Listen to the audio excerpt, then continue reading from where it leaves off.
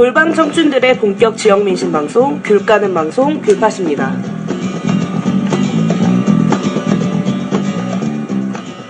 네, 청취자 여러분 안녕하세요. 귤 까는 방송 인사드리겠습니다. 안녕하세요, 빼빠입니다. 예, 광주바닥 MC입니다. 네, 안녕하세요. 맨발입니다.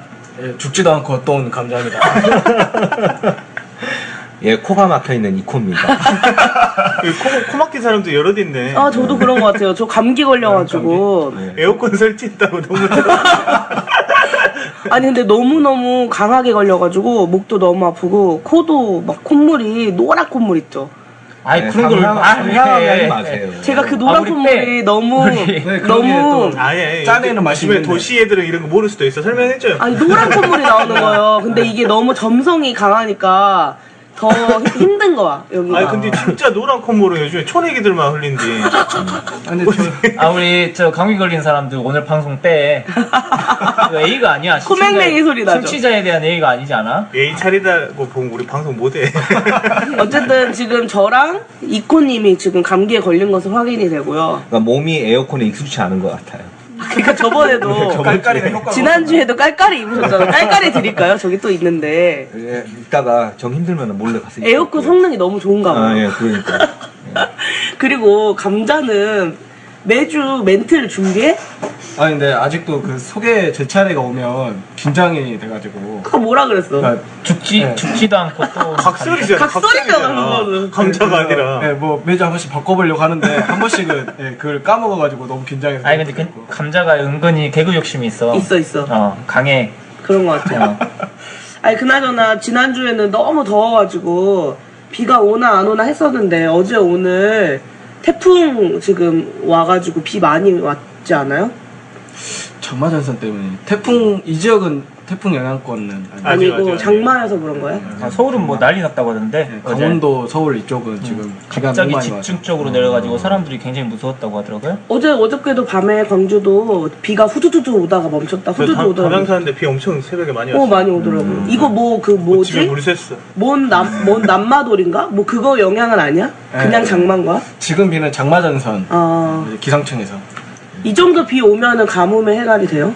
예, 턱도 아니요, 쓸데없는 정도 아닌 것 같아요. 강원도 쪽은 뭐 350mm 왔다니까. 그러니까 쪽은. 그러니까 예, 저는 항상 우리 지역을 기준으로 얘기를 하는데 네. 지역은 좀 부족하대요. 그래서 강수량 자체가 올해는 좀 많이 광주형 예전보다- 기후죠. 예. 아니 근데 그게 광주야, 무조건. 진짜 한 일주일 전에 논이 거의 말라갔어요. 네. 근데 아. 지금 좀 이제 살았죠. 아니 근데 이름이 특이하더라. 태풍 이름이 남마돌이던데. 남마돌. 미크로네시아 무슨 유적지 이름이라는데요. 그 어디 있는 나라인가요? 미크로네시아 몰라? 모르는데. 남태평양 쪽 아세요? 아니에요? 그러네. 아, 그래요? 그러네. 아니 누가 그러는데 우리 방송에 틀린 게 많대. 아, 네. 그래서 내가 AS 지적을 좀 해. 해달라고 그랬어. 원래 누구야? 이런- 그 사람 이런- 이름 밝혀 누구야? 아니 이제 애청자인데 지금까지 우리 방송을 하나도 안 빠지고 다 들었고, 그리고 심지어 우리가 스트리밍보다 다운로드가 좋다고 하니까 스트리밍으로 전부 다 들었는데도 다시 다 다운로드도 했다는 거예요. 후원금도 많이 보내주시고, 그리고 특히 아, 누구 알겠다. 예, 특히 맨발이 누구냐고 나한테 물어보시더라고요. 그래서 그 맨발의 밥집이 너무 탐난다. 경쟁 의식이 생긴다. 이래가지고 한번 출연을 하고 싶다고 하시더라고요. 그러니까 저기 쇼미더머니 시작했으니까 이 쇼미더머니 결승전 할 때쯤 해서 한번. 네, 한번 모셔가지고 밥집 배틀. 아, 좋아요. 네. 우리 공개 방송 해야 되잖아. 공개 방송 지금 다들 하기 싫은데 나만 이야기하고 있는 거야? 공개 방송 여러분들 하시고요. 제가 구석에서 그러면 뭐 국도 끓이고 돼지고기도 삶고. 그렇습니다. 저희 이제 오늘 준비한 내용도 좀 얘기해보고 그럴 건데요. 공개 방송 하기는 할 것 같은데 공개 방송이 될지 공개 잔치가 될지는 좀 두고 봐야 될 것 같아요. 그럼 오늘 준비한 소식 딴 생각하고 있었어요. 예. 네, 정신 차리시고요. 서로 간의 말을 잘 안 듣는 것 같아요. 네네. 네, 광주바닥의 MC입니다. 오늘 광주 1일 브리핑 2개 소식 가져왔는데요. 오늘은 좀 자연스럽게 넘어가네. 첫 번째 가져온 소식은요. 지금 청소년 범죄 유전자 연구에 대한 인권 침해 논란이 일어나고 있습니다. 지금 이게 이 조선대 경찰행정학과의 교수 윤일홍 교수인데요. 이분이 국비를 받아서 연구를 수행하게 됐는데 그 연구 주제가 청소년 범죄와 유전자 환경 상호작용에 관한 연구, 제목은 아무튼 이렇게 돼 있는데, 이 청소년 범죄를 일으킨 사람들의 유전적 조사와 범죄의 상관관계, 이러한 것들을 아무튼 연구한다라는 게 이 연구의 목적이거든요. 그래가지고 요것이 여러 가지로 인권 침해 소지가 있는 거 아니냐라는 문제 제기도 있고요.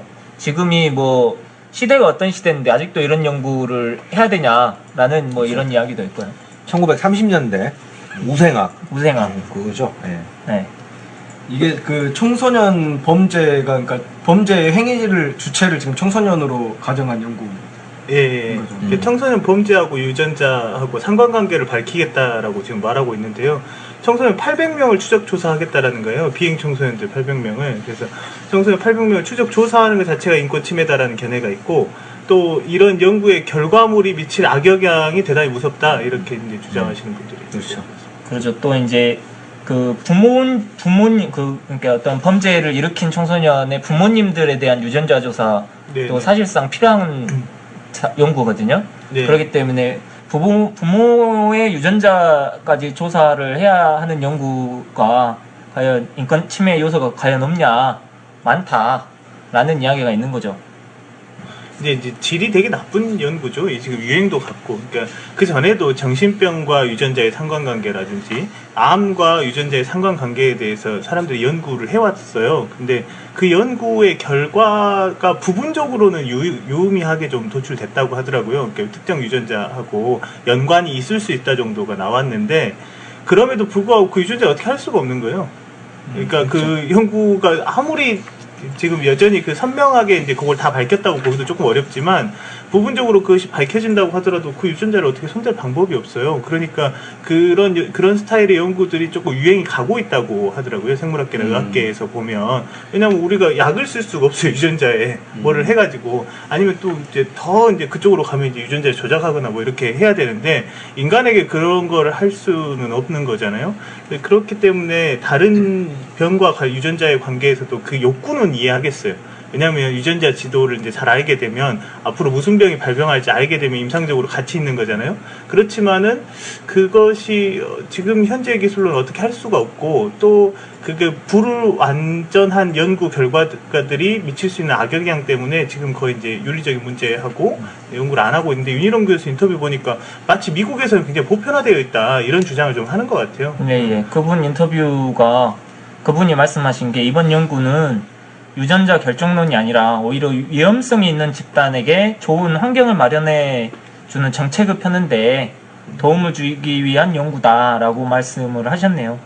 연구 취지는 네. 뭐 그런 식으로 처음에는 얘기를 하죠. 네. 하고 여기 이제 여러 가지 문제들이 같이 얽혀 있다고 생각이 드는데, 첫 번째는 한국에 있는 대학들이 그 좀 독자적인 연구 역량이 좀 안 돼요. 네. 그러다 보니까 일반적으로 정부, 한국 뭐 연구재단을 통해서 이제 지원을 받고 이렇게 이제 어떤 연구 결과물을 만들어내는데, 사실은 내가 이런저런 연구를 하겠다라고 이야기할 때 그것이 이미 그 어떤 정권의 입맛에 맞는, 내지는 정권이 좋아할 법한, 권력이 원하는 것 같은 그런 연구를 처음에 시도를 한단 말이죠. 그래가지고 프로젝트를 얻어가지고 돈을 받고, 무엇보다 이제 가장 염려되는 것은 이런 연구 신청을 했으면은 연구 결과는 분명히 상관관계가 있다라고 나올 겁니다. 그렇죠. 예, 그렇잖아요. 그러면 이게 이제 어떤 식으로든 정책으로 반영이 된다라고 하는 것이고, 무엇보다 큰 문제는 이제 유전자하고 뭐 암하고 관계 이런 것들에 대해서 기존에 연구해왔던 역사가 있긴 있는데, 그거는 어떤 외과적인 부분에 대해서 이야기를 하고 있는 거예요. 그래서 나름대로 상관관계를 이렇게 과학적으로 밝혀낼 수 있는 여지가 있긴 있는데, 이거는 범죄 유전자라고 하는 거는 어떻게 보면 이제 심리적인 요소를 파고 들어간다라는 거거든요. 근데 심리학에서 어떤 사람이 이렇게 정신병이 있다 없다라고 하는 거를 명확히 진단을 내릴 수가 없습니다, 사실은. 네. 그러니까 영국 같은 경우에도 한 10년 전하고 지금하고 비교해 봤을 때 그 아동들이 갖고 있는 이 정신장애라고 하는 게 10배 정도 늘었거든요. 그럼 이거는 진단을 어떻게 하는지에 대한 방식의 문제에서 일어나는 것이지 실제로 그런 병이 갑자기 10배 늘었다라고 볼 수는 없는 거거든요. 그러니까 다른 것도 아니고 심리학적 부분에 대해서 이런 식의 기준을 들이댄다라고 하는 거는 상당한 문제를 유발할 수 있다라는 거죠. 그리고 이제 범죄 문제는 더 큰 거죠. 왜냐하면 범죄라고 그렇죠. 하는 건 굉장히 그 사회적인 거잖아요. 그러니까 어떤 한 행위가 어떤 사회에서는 범죄가 되기도 하고 안 되기도 하고 그 범죄를 유발할 수밖에 없는 사회적 구조적인 문제에 대한 분석이 없다라고 한다면 그 행위를 범죄로 규정할 수는 있지만 그것이 도대체 유전적 요인하고 연관관계가 있는지 살펴볼 수 있는 개연성 굉장히 떨어져 가는 거거든요. 그래서 저는 이 사회 구조에 대한 인식 틀 없이 이런 연구를 접근하는 게 굉장히 위험하다. 누가 그런 저기를 썼던데요. 이 연구는 범죄 예방이 아니라 격리 배제를 위한 기획이다. 그렇죠. 굉장히 그렇죠. 뛰어난. 아무도 안 웃으니까 민망하네. 강모 씨가 쓴 거 아닙니까?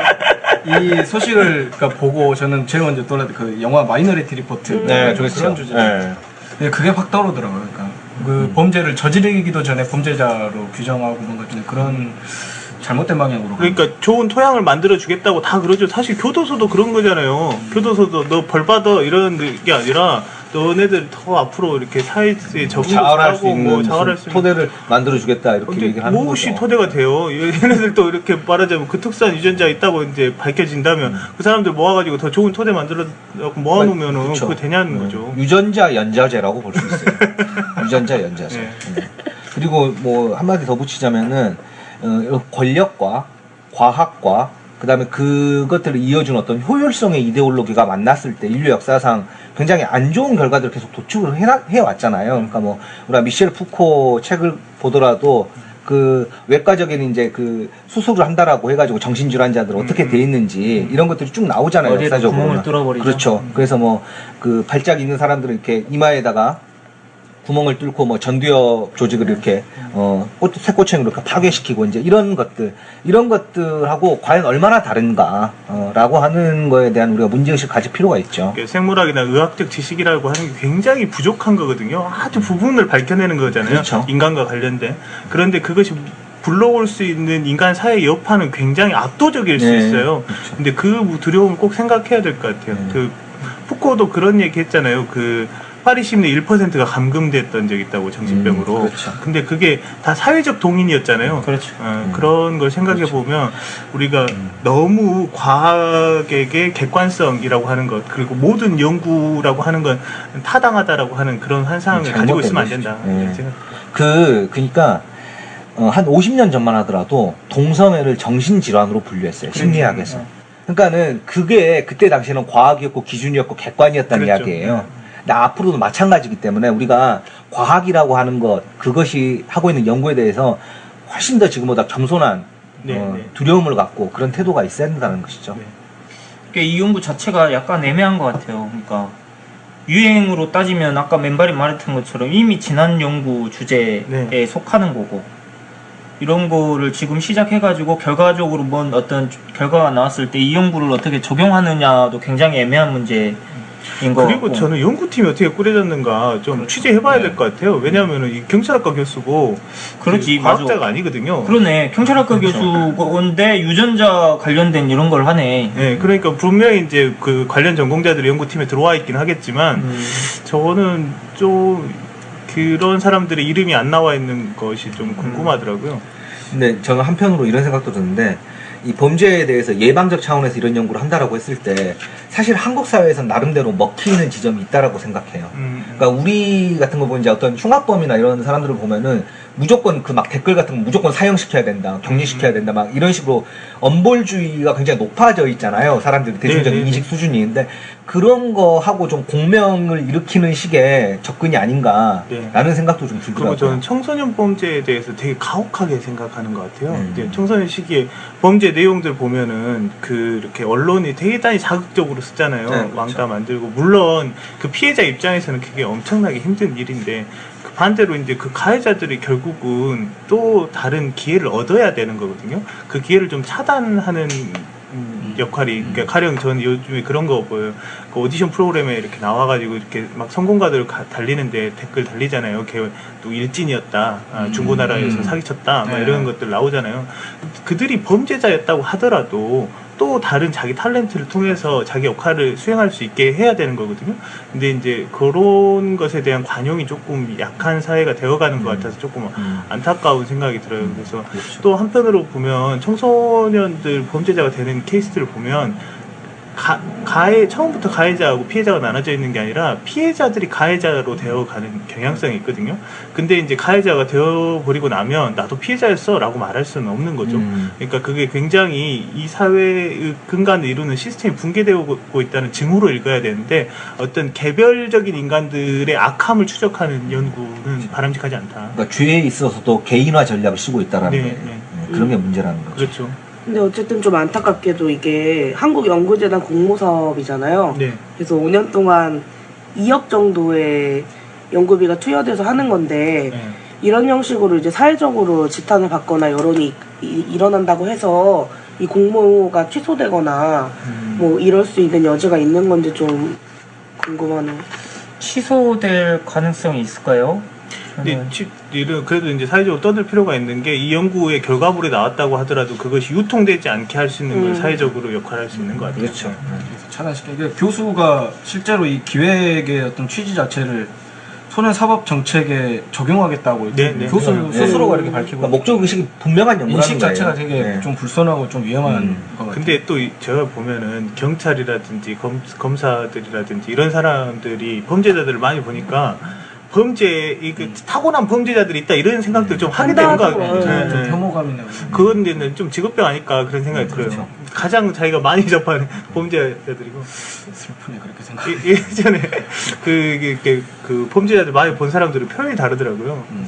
그렇죠. 네. 아니 근데 이제 제가 알고 있기로는 범죄 연구를 하는데 사회학이나 인류학 쪽 그쪽에서는 가족 중심으로 이렇게 생애사 연구를 하는 거죠. 이 흉악범죄를 저지른 사람들의 어렸을 때부터의 성장 과정이나 여러 가지를 조사하는 과정을 통해서 이런저런 이 결과들을 도출하는데 그런 연구들은 많이 되어 있고 그렇게 되어 있는데 이것은 이제 어떻게 보면 전혀 일반인들은 헤아리기가 어려운 유전자와 관련된 부분이라서 이게 그런 뭐 부분이 밝혀졌을 때 뭐 유전자를 어떻게 바꿀 수 있는 방법이나 뭐 이런 걸 할 수가 전혀 없는 거죠. 없죠. 네, 또 그런 방법을 쓰는 거 굉장히 위험하고 그렇죠. 그렇기도 하고. 함부로 네, 그렇게 할 수는 내 없죠. 느낌에는 약간 이런 느낌이에요. 그러니까 예전에 강남역 10번 출구 일이 있었을 때 그 가해자를 조현병 환자라고 이야기하면서 그 논란이 좀 있었잖아요. 네. 그러니까 예를 들면은 약간 우려되는 게, 그러니까 지금 얘기했던 거랑 약간 기조는 다른데, 지금 이런 청소년들의 이러이러한 범죄가 이러이러한 유전적 특질 때문에 일어난 것이기 때문에 경감해야 된다라거나, 그러니까 우리 보통 법에서 금치산자 뭐 이런 사람들 그 형 감면해 주는 것처럼 그런 방식으로 심신미약 이런 걸로. 네, 그렇게 하려고 하는 것 같은 느낌이 들었거든요. 그 인터뷰 수도 내용 있겠네. 보면서. 그럴 수도 예, 있겠네. 예, 예. 참, 아무튼 이거 어차피 뭐 연구재단 공모했더라도 교수가 사업비 반납하면 끝내는 거예요. 그러니까 교수가 이제 예, 포기하거나 뭐 이런. 자기가 포기하면 뭐 어쩔 수 없는 거긴 하지만 어찌됐든 지금 최근에 이번 주에 이게 이 논란이 돼가지고 광주에서 많은 사람들이 이런저런 이야기들이 있었어요. 네, 다음으로 넘어가도 될까요? 예, 예. 네. 네. 자, 다음으로 넘어가겠습니다. 다음 가져온 소식은 지금 학교 비정규직 파업이 진행됐었어요. 그래가지고 오늘은 다시 이제 복귀가 됐죠. 학교 비정규직 이 노동조합의 파업이 있었고 오늘은 이제 복귀가 됐는데 그래가지고 한 이틀이나 3일 정도 지금 학교 급식이 제대로 진행되지 않아서 학교마다 이 다양한 자기들의 방식으로 뭐 도시락을 새롭게 싸갖고 오라고 한다든지 아니면 단축 수업을 한다든지 뭐 그렇게 해가지고 이제 됐었는데 지금 우리 팟캐스트 교육가는 방송이 계속 이제 학교 교육 현장의 비정규직 문제를 꾸준히 다뤄왔었어요. 그래가지고 이 소식을 가져왔습니다. 이제 최근에 강원도 그래서 일선 학교들이 이제 이 파업과 관련해서 조금 좀 이해해달라는 좀 그런 동신문 안내를 좀 했었는데 그 지역에서는 이제 광주는 그런 데가 없었고 목포 청호중학교라는 곳이 있는데 여기는 이제 교육청이나 여기서 어떤 지시가 있었던 건 아니고 교장 교감이 이 파업과 관련해서 자체적으로 결정을 해서 가정통신문을 발송을 했었는데 그 내용이 이런 파업으로 인해서 아무튼 어렵고 소외된 이들이 많은데 이것이 그런 어려운 사람들이 어떤 권리를 향상시키는 계기가 되기를 바랍니다 하면서 좀 이해해달라 이런 내용의 어떤 가정통신문을 발송을 해서 그 내용이 좀 보도가 된 적이 있거든요. 저도 그 비슷한 내용 가져왔는데 서울의 온수초등학교 교장 선생님이 그렇게 통신문을 보냈는데 모두가 잠시 불편해질 수 있지만 불편이라고 생각하기보다는 함께 살고 있는 누군가의 권리를 지키는 일이고 그것이 결국 우리를 위한 일임을 생각해보는 계기가 되었으면 합니다. 아울러 하루하루 열심히 땀 흘려 일하시는 모든 부모님들의 지지와 배려를 부탁드립니다. 라고 네. 그러니까 사회가 어쩔 때 보면 진짜 안 변하고 벽창호같고 그렇죠. 막 그런데 또 많이 변해요. 옛날에 때는 교장들은 보면, 진짜 꼰대 그 집합체잖아요. 정수 뭐 이런 10년 전만 하더라도 아마 교장뿐만 아니라 언론에서도 학생들 볼모로 파업, 교육 현장 대란 뭐 이런 식으로 이번에도 기사가 뽑았을 그런 거예요. 기사들이 아마. 많이 나왔죠. 이번에도 굉장히 많았고 이분들이 어떤 요구사항을 가지고 이제 파업을 하시는지를 정보를 얻으려고 하는데 그것은 매우 작게 나와 있고 나머지는 이 급식이 중단돼가지고 어떤 어려움을 겪고 있다 이런 거 중심으로 언론 보도가 되더라고요. 예전보다는 그러니까 지금도 많이 부족한데 예전보다는 조금씩 나아지고 있는 게 이제 보인다는 거죠. 예. 교장이 가정통신문을 이렇게 말하자면 노조하고 적대적이지 않은 가정통신문을 보낸다는 것 자체는 진짜 자체가, 예, 기적 같은 되게, 일이라고 예. 저는 생각해요. 저는 이게 목포에서 이런 중학교가 나왔다길래 광주에도 있지 않을까 해서 수소문을 해봤는데 한 군데도 없다고 그래서 한 군데도 방주영 없어요? 교장은 안 나왔어요. 그러니까 한 군데도 없어? 네, 한 군데도 없고 그 전교조 통해서 알아봤는데 광주 혁신학교도 많고 칭보교육감이 지금 몇 년째 지금 하고 있어요? 지금 7년 됐나? 재선에서 7년 정도 됐는데 이게 그 여기 청호중학교도 여기가 혁신학교라고 제가 들었던 것 같고 이 가정통신문을 계기로 학생들이 이 파업 문제 그리고 그 급식사분들 그 노동 그 조건에 대한 문제에도 막 질문을 하기 시작했대요. 그래서 그런 유의미한 또 변화들도 이런 것도 사실은 교육의 한 부분 아니에요? 그렇죠. 아니, 선진국에서는 노동권에 대한 교육이 얼마나 강합니까? 근데 제가 들은 얘기로는 교장들이 서로 굉장히 서로를 신경 쓴다는 거예요. 옆에 학교에서 뭐 하는지. 그래서 말하자면 이런다는 거예요. 더운데 옆에 학교에서 5분 빨리 끝내는데 10분 빨리 끝내는데 그러면 이제 교장들이 서로 너 왜 그냐 막 이런 얘기를 서로 굉장히 한다는 거예요. 그리고 서로가 굉장히 눈치 보고 만약에 이렇게 좀 튀는 행동을 혼자만 하면 굉장히 왕따 된다고 교장들끼리 왕따 되는 뭐 두렵나 이렇게 저 입장에서 이런 생각이 들기는 하는데 굉장히 서로 신경 쓴다는 거예요. 그래서 옆에 학교가 어떻게 하는지가 굉장히 중요하다 그러더라고요.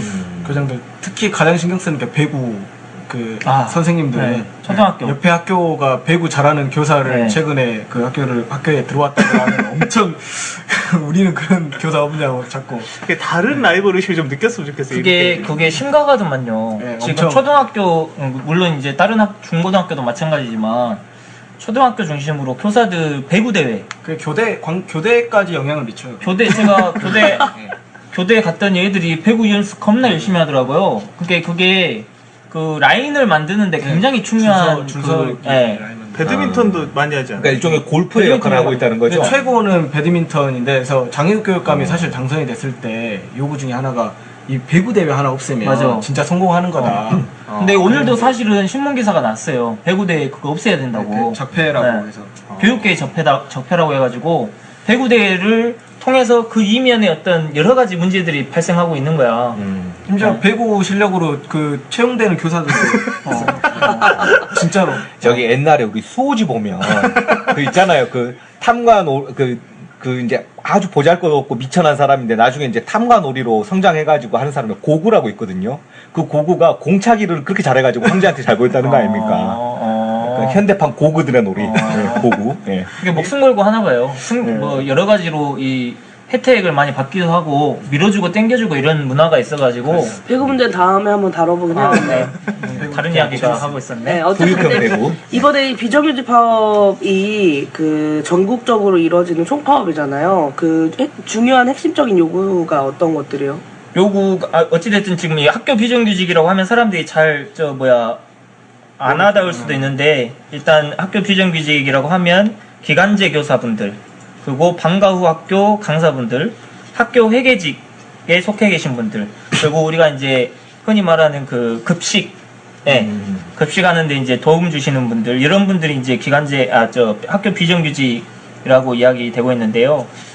일단 간단하게 말하면 그 요구하고 계시는 그 사안들이 정규직화, 노동 조건의 개선 이러한 것들이 중점인데 이번에는 전국적으로 다 동시에 이제 파업이 있었지만 노조 협상은 개별적으로 각 시 광역 교육청하고 이제 단체 협상에 들어가고 있는 상황인데 광주 같은 경우는 이게 지금 오늘은 이제 파업이 중단되긴 했지만 이게 끝난 건 아니에요. 이게 앞으로 협상이 계속 결렬되면 계속 지속될 수 있는 가능성도 있고요. 그런 상황에 있죠.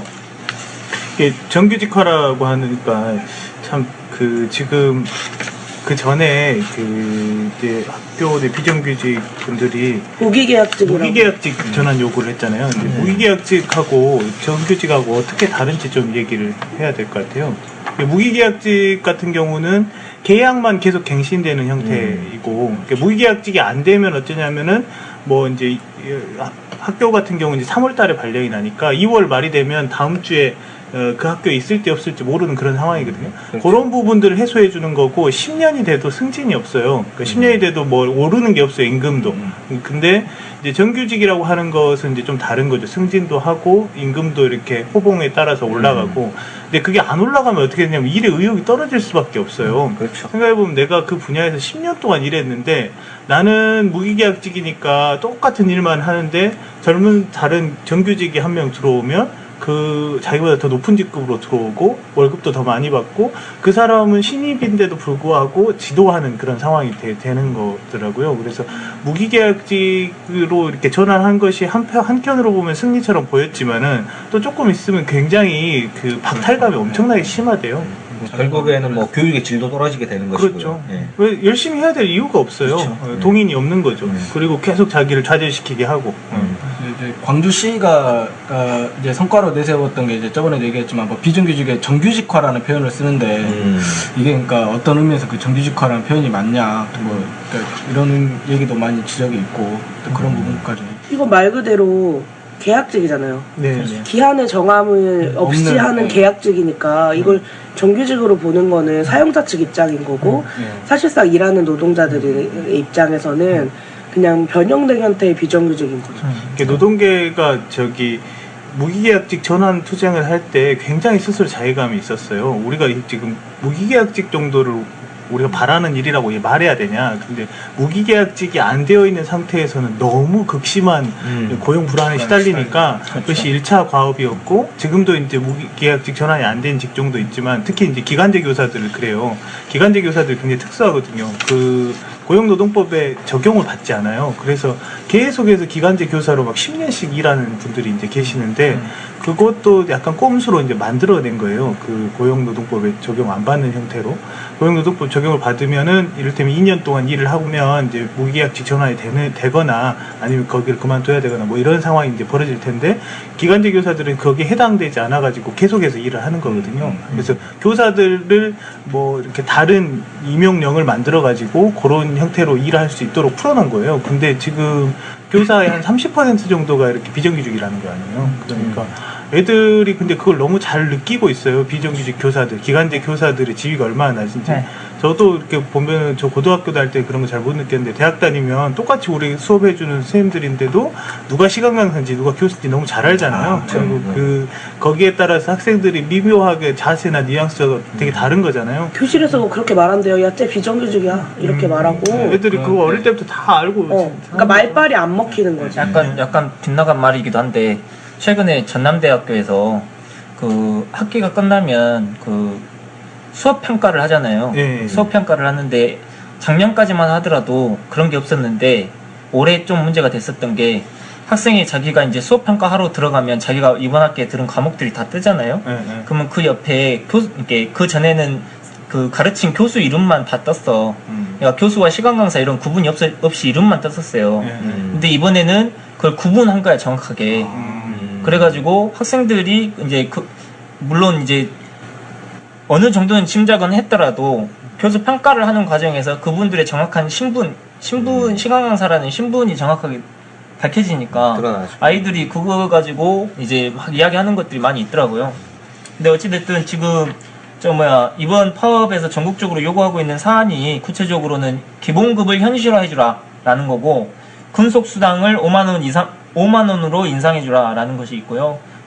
전일제 강사를 무기계약직으로 전환해주라 라는 것 등등이 있는 상황인데, 어찌됐든 학교 쪽이 공공부문과 관련해서 가장 많은 비정규직이 있다고 해요. 38만 명이 있다고 하는데, 사실 우리가 교육이라는 영역을 노동이라고 보지 않고 논외로 좀 보는 시각이 있거든요. 그래서 교육을 계속해서 외주화 줬던 거죠. 그랬죠.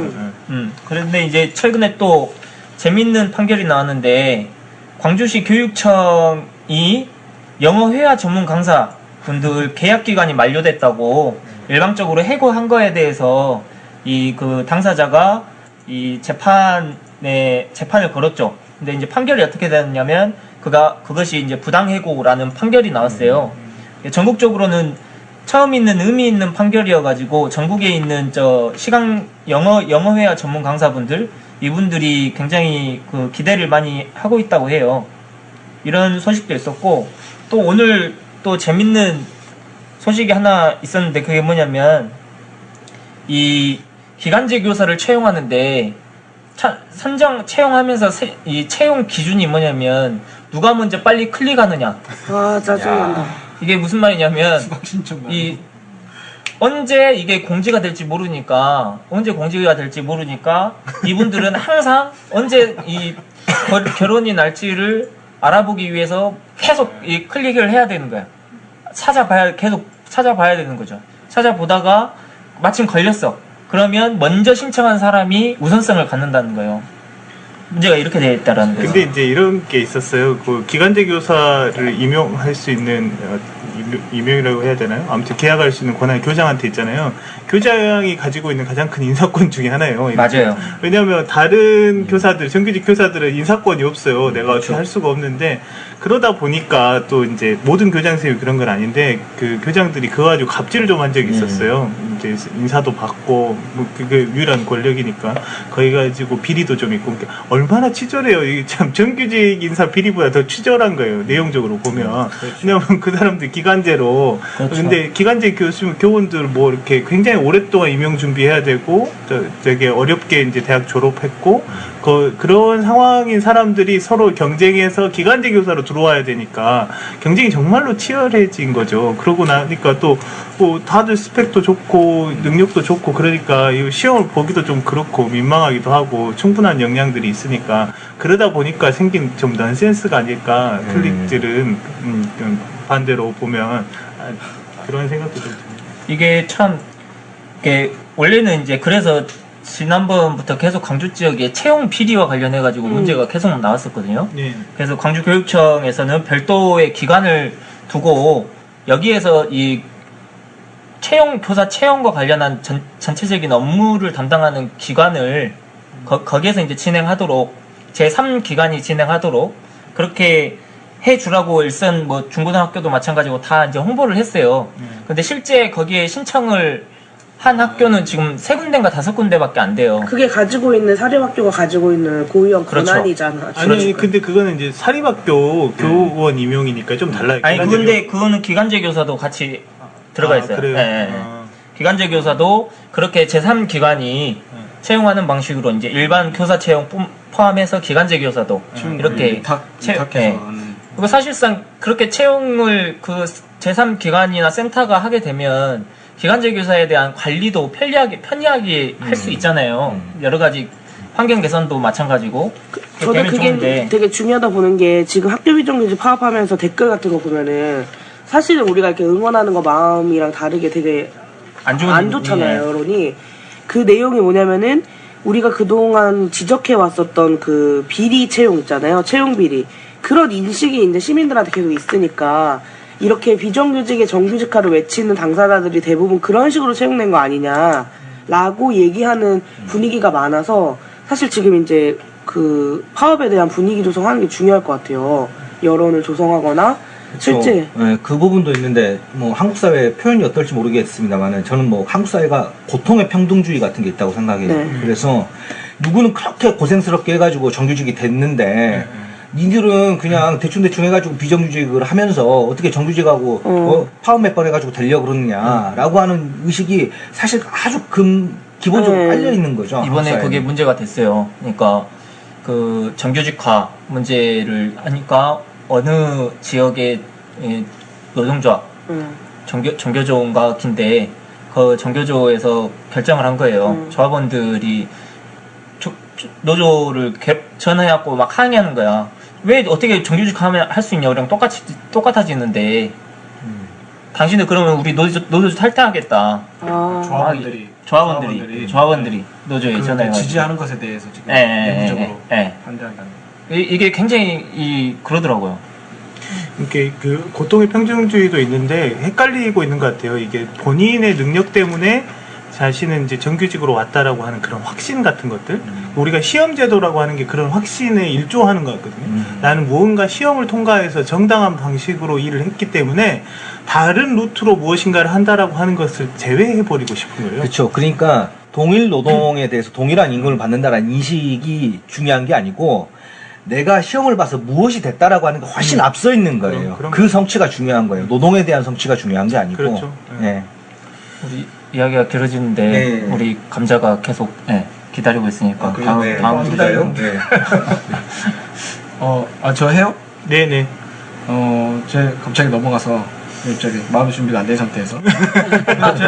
그 저번 주에 이제 좀 들여다볼 만한 뉴스가 뭐가 있을까 하다가 이제 이제 민영배 광산구청장이 광주시장 선거 나가겠다 선전포고를 했고요. 먼저 이제 누구에 의한 선전포고야? 출마 선언 본인이 철저히 준비한 출사표 정도로 표현해 주시면 안 됩니까? 선전포고가 너무 무서워서. 그리고 내가 알기로는 그게 출마 기자회견이 아니라 3주년 그 구정 평가 기자회견 그래서 아니었어요? 말씀드리고 싶은데 네. 그래서 이제 기자회견 끝나고 이제 의례적으로 다 질의응답을 하잖아요. 근데 거기 이제 광산구는 사실 좀 예전 주재기자 시스템이 아직 남아 있어요. 그래서 기자들이 좀 올드한데 근데 사실 상식적으로 광주시장 선거에 출마할지부터 물어봐야 되는데 근데 어디 모 기자가 광주시장에 출마하신다는 얘기를 들었습니다. 그리고 출마하시면 가장 해결하시고 싶은 시급한 현안이 무엇입니까?부터 물어본 거예요. 짜고 치는 것 같지. 민영배 청장이 이제 그 질문을 받고 본인이 이제 정리를 하기 시작을 해요. 먼저 물어보셔야 되는, 그러니까 출마할지부터 물어보셔야 되는 거 아닙니까? 하고 본인이 이제 기자 출신. 한 20분 넘게 광주시장 그 출마에 대한 얘기를 혼자 이렇게 술술 이렇게 풀어가는데, 그러니까 사실상 그래서 계몽군주. 민선 6기 3년 기자회견이라고 했지만 내용은 사실상 그 무게는 광주시장 그 출마에 대한 얘기에 많이 쏠려 있었고, 그리고 뭐 이제 본인이 말 아끼겠다고 해놓고는 차기 시장의 선거의 최대 변수는 현직 시장의 출마 여부다. 그런 얘기, 그러니까 유 시장이 들으면 불편할 만한 얘기들을 막 쏟아내고 막 이랬단 말이에요. 그래서 그리고 국민의당이 이제 본선 지금 어떻게 될지 모르겠습니다. 국민의당이 계속 존속을 한다면 어쨌든 본선에서 맞붙게 될 상대잖아요.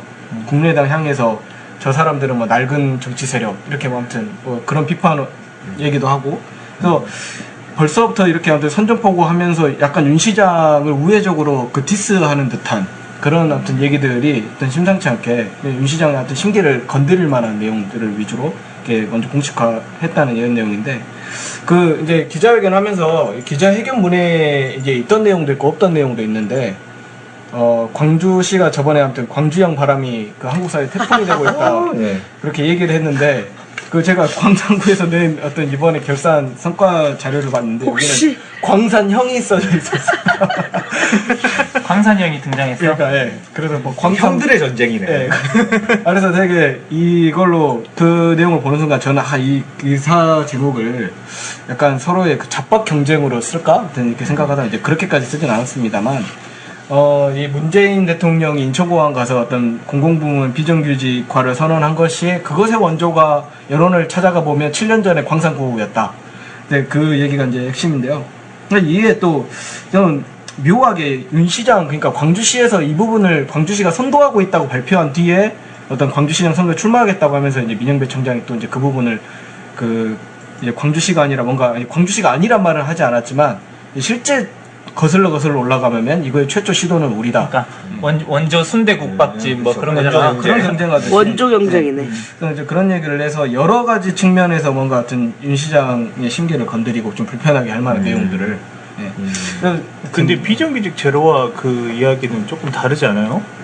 누구? 아니 광산구의 비정규직 제로와는 정규직화한 거 아니잖아요. 아니, 그러니까 이제 클린광 그 이제 청소 노동자들을 예를 들어서 이제 클린광산을 통해서 어떤 일자리 협동조합을 만들게 한 거죠. 그러니까 유지시키고 그리고 시설공단 뭐 그러니까 그렇죠. 생활 쓰레기 처리 문제와 관련해서 굉장히 복잡한 논쟁들이 있었는데 그 부분을 시설관리공단을 만들기 위해서 좀 어쨌든 이게 해결이라고 또 하기도 이제 자세한 내용을 제가 좀 저는 찾아봐야겠습니다. 흥미로운 해법이었다고 생각해요. 그게 이제 조금 설명드리면 그 청소 노동자분들이 외주 계약이 돼 있었잖아요. 그렇죠. 근데 네. 그 계약 업체하고 해지하고 청소 노동자분들의 만드는 협동조합 형태의 회사하고 계약을 체결하게 한 거죠. 그러니까 중간에서 중간 착취를 없애는 없애고 방식이었기 그렇게 때문에 하는 거였는데. 대단히 이렇게 흥미로운 방법이었다 이렇게 할 수 있는데 이게 비정규직 제로화라고 말할 수 있는가? 여전히 아니 그거는 따로 있어요. 그러니까 공공부문의 비정규직을 정규직화해 나간 게 무기계약직으로 안정적으로 이제 쓰는 그런 거는 이제 광산구가 맨 처음에 하긴 했어요. 아 그래요? 네. 그게 이제 7년 그것을 광산구가 제가 알고 있기로는 광산구가 전국 지자체 중에서 가장 먼저 했고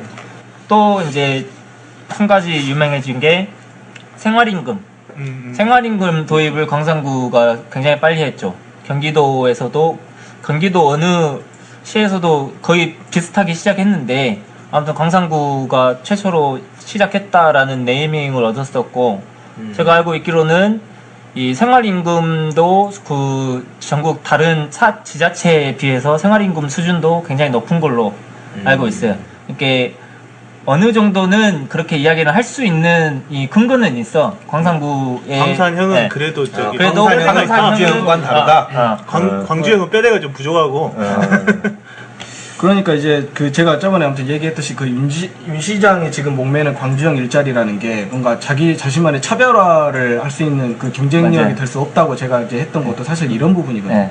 그래서 이제 상대 후보들에 대해서 얼마든지 지금 공략당하고 빼앗길 수 있는 그 타이틀들이란 말이에요. 네. 그래서 그런 점에서 이정배 청장이 좀 더 빠르게 치고 나갔다. 그러니까 어떤 면에서는 지금 광주시가 되게 후기거든요. 그 최근에 LG가 저번에 얘기했지만 광주형 일자리에 대해서 전수조사하고 그랬듯이 그 장하성 실장이 와서 어떤 그런 메시지들을 던지는 게 또 기업들에게는 되게 또 문재인 정부가 실제 여기에 관심을 가지고 있구나 하는 메시지가 될 수 있어서 광주시 입장에서 되게 이걸 활용할 만한 좋은 호기를 맞고 있고 실제 지금까지는 보이지 않던 가시적 성과들을 만들어낼 수 있는 시기인데 그거를 민정배 청장이 아무튼 광주시장 나가겠다 이렇게 말을 하는 자리에서 먼저 이렇게 팍 치고 가버리면서 좀 그 부분을 좀 흔들어 버리는 게 아닌가 좀 이렇게 정치적인 해석도 제 나름대로 이게 되더라고요. 어쨌든 지금 구청장들이나 지역에 있는 출마를 고민하고 있는 사람들 입장에서는 3주년 기자회견이 좀 좋은 기회였던 것 같은데 그렇죠. 지금 인영배 구청장 말고 또 출마를 선언한 후보들이 있나요? 이제 실질적으로 얘기하는 이제 공식적으로 얘기한 사람은 아직은 이제 없다고 보여지는데 이제 뜻이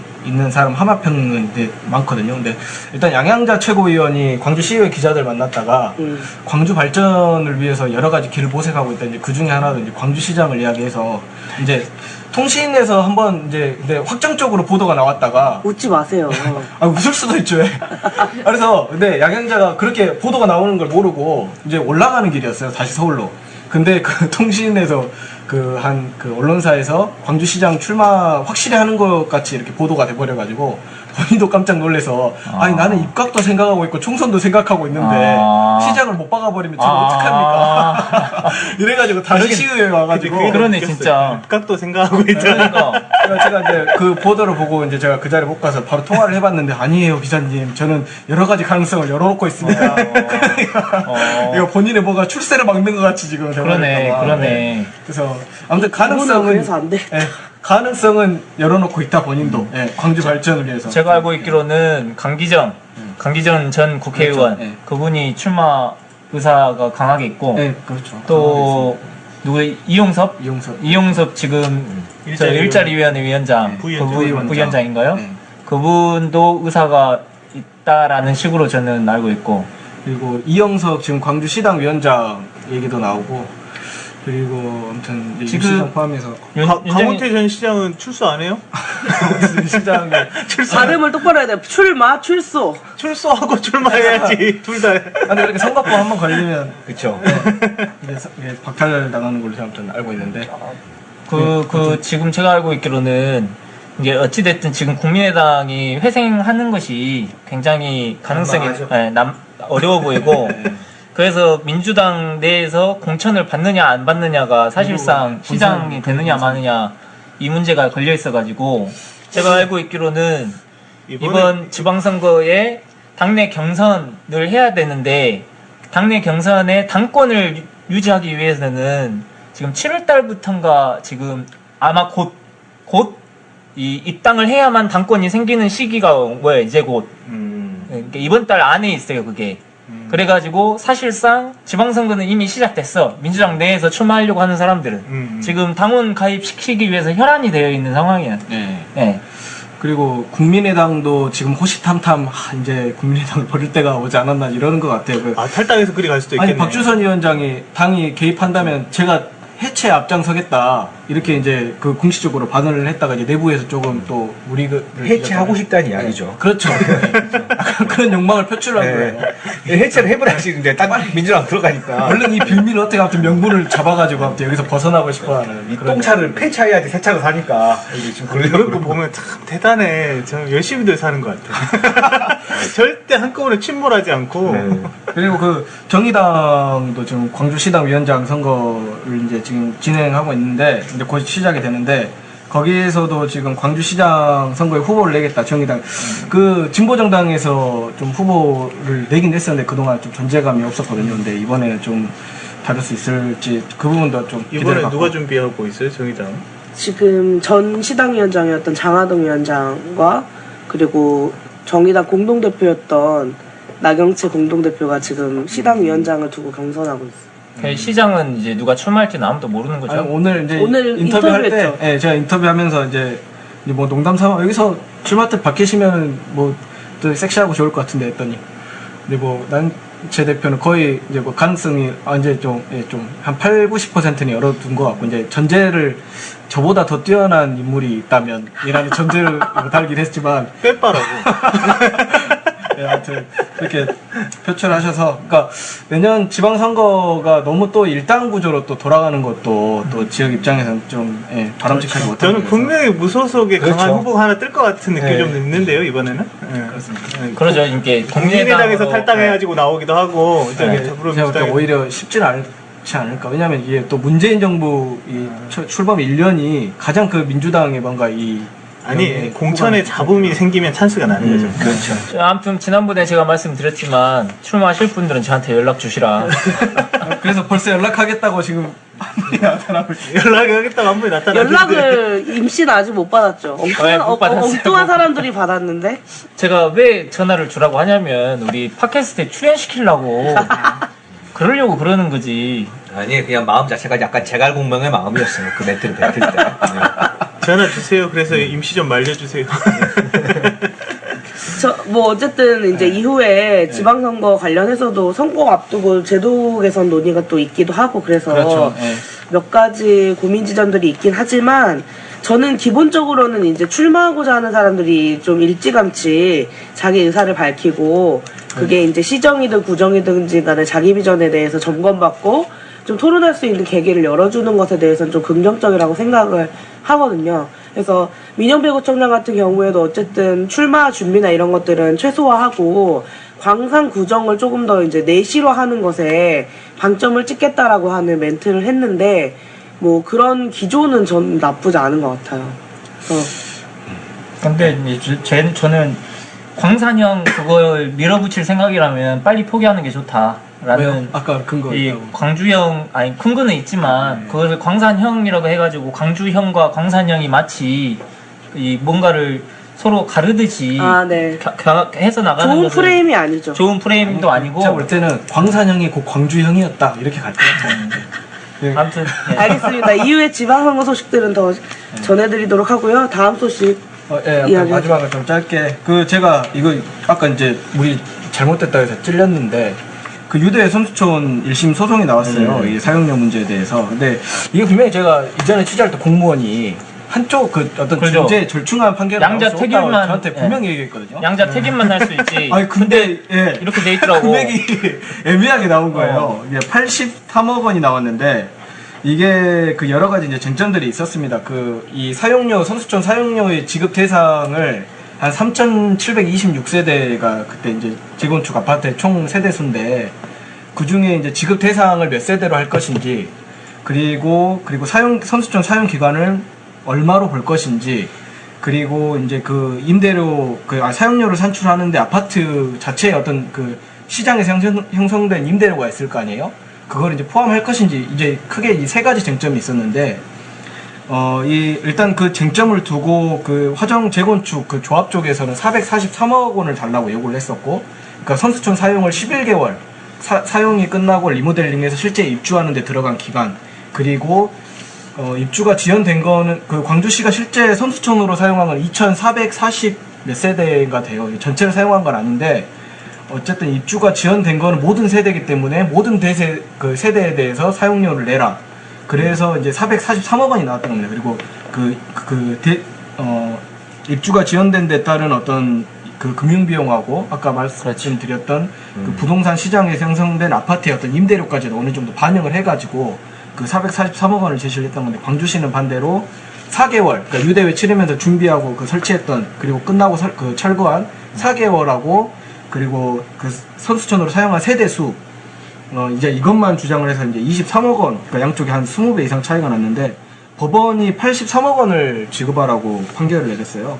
이게 말씀드리면 쟁점 그 세 가지 중에 그 세대 수하고 사용 기간은 조합적 주장을 들어줬고, 근데 이제 사용료에 그 부동산 임대료를 포함을 할 것인지에 대해서는 광주시 주장을 들어줬습니다. 이게 왜냐하면 선수촌으로 사용하겠다고 하면서 광주시가 그동안 해왔던 행정적, 재정적 지원이 있기 때문에 거기다가 또 이렇게 그 아파트 임대료까지 내는 것은 너무 부당하다. 양쪽의 이익의 어떤 불균형이 이루어진다. 그래서 그리고 다른 어떤 국제대회 선수촌하고 비교했을 때도 400억 원은 과하다. 이래가지고 한 83억 원이 나왔고요. 이제 이걸 양쪽 다 일단 항소를 해서 아마 2심까지 지금 진행이 될 것 같은데, 근데 말씀드렸듯이 지금 현재로는 광주시가 사실 양보할 거는 전부 양보한 상태였으니까 사용 기간이라든지 세대 수라든지 이렇게 양보한 상태에서 어느 정도 선방을 했습니다. 83억 원, 그러니까 443억 원이 아니라 그렇죠. 83억 원 선방을 했기 때문에 광주시는 항소를 가도 여기서 낮아지면 낮아졌지 우리가 더 높아질 리는 없다. 그래서 되게 좀 자신감을 보이고 있고, 재건축 조합은 어떤 쟁점들을 좀 뒤집어 보겠다고 좀 벼르고 있는데 쉽지는 않을 것 같아요. 좀 법적이 좀 자문을 받아봤을 텐데, 이게 문제는 어쨌든 광주시가 공언한 어떤 23억 원이나 30억 원대보다는 일단 좀 더 많이 나왔고, 이렇게 이 소송이 좀 장기화될 수밖에 없어 보이는데, 이게 애초에 광주시가 2011년에 선수촌 관련해서 협약을 맺으면서 사용료의 액수 문제를 뒤로 밀어놨던 어떤 행정의 미숙함이나 어설픔 이런 것들이 좀 자초한 면이 있거든요. 그래서 광주시가 좀 이렇게 좀 금액 적게 나왔다고 사실 좋아할 상황은 또 아니에요. 그래서 좀 더 항소하는 것도 이유가 있고, 그래서 좀 이 부분을 어떤 좀 지켜보십사 하고, 아마 2심을 가면 그 재건축 조합에서도 어느 정도 좀 판단을 해서 조정이 좀 들어가지 않을까. 83억 원에서 좀 더 금액을 낮추거나 좀 그 정도 선에서 좀 합의를 하는 선으로 좀 문제가 풀리지 않을까 싶습니다. 네, 한 번에 끝날 것 같진 않아요. 재판이 계속될 것 같고. 이 부분에 대해서 그 저번에도 한번 말씀을 드렸지만 분명히 이런 사태를 초래한 어떤 다시 책임자들이나 이런 공무원들이 있는데, 이 부분에 대해서 우리가 정말 그 사람들은 책임지지 않고 이렇게 넘어갈 수도 있다는 부분을 항상 좀 더 생각을 해보자. 저는 그냥 실수라고 보지 않고 의도적으로, 그때문에 이 당시에 유니버시아드 대회 그 비용을 최소화시키겠다고 난리 법석을 떨었잖아요. 그래가지고 최소화하는 걸로 이 위에서 압박을 주니까 어쩔 수 없이 모든 것을 이제 비용을 줄일 수밖에 없었고, 그래서 이제 애매한 부분들은 얼버무린 상태로 그냥 넘겨버린 거지. 사실상. 그래가지고 이후에 이제 재판으로 이제 가게 된 마침내 건데. 계산할 시점이 온 거고. 그렇죠, 그렇죠. 이제 계산하는 시점에서 대회가 끝나면 이제 괜찮으니까. 대회가 끝난 일이니까. 실제 이제 이 부담을 진 거는 이제 문제는 강원대 시장 때 문제가 여튼 초래하게 만들어놨는데 뒷감당은 지금 윤장현 시장 때 와서 지금 하고 있어서 난 나중에 계산하자는 말이 그렇게 무섭더라. 그렇죠. 늘 그런 거죠. 폭탄이 돼서 눈덩이 어. 돼서 아니, 그게 다 내부라 그랬네. 나한테 계산하잖아요. 자기 돈 아니라고. 그래서 수영대 선수촌은 그 부분을 지금 확실하게 애초에 지금 못 박아놓고 이제 사용 기간이나 어떤 그 사용한 부분에 대해서만 우리가 지급하겠다 정리해놓고 지금 진행을 하고 있고요. 아 그래서 세계 선수권 대회를 맞이해서 맨발이 수영을 배운다고 하던데. 요즘에 통풍 와갖고 수영장 한번 가볼까요? 아, 근데 피부는 좋아졌어. 그거는 일주일 동안 술을 못 먹었어. 얼굴이 좋아진 거구나. 네, 오늘 그럼 준비한 소식 1부에서 이 정도 마무리를 좀 하고요. 저희 지난주에 예고해 드렸던 대로 2부에서는 그 5.18 마지막 수배자 윤한범 선생님과 관련한 그 못다한 이야기들을 좀 더 나눠볼까 합니다. 그럼 저희 2부에서 뵙기로 하고요. 저희 귤 까는 방송은 팟빵을 이용해서 들으실 수가 있습니다. 팟빵에서 귤 까는 방송 또는 귤팟을 검색하시면 방송이 나오고요. 스트리밍보다는 다운로드 해주시면 저희 순위에 많이 도움이 됩니다. 좋아요 버튼, 그리고 구독하기 버튼, 그리고 후원하기 버튼, 그리고 게시판에 글 남겨주시는 것들 많이 도움이 되니까요. 귤 까는 방송 많이 지켜봐 주시고 응원해 주십시오. 그러면 2부에서 뵙겠습니다. 수고하셨습니다. 고맙습니다.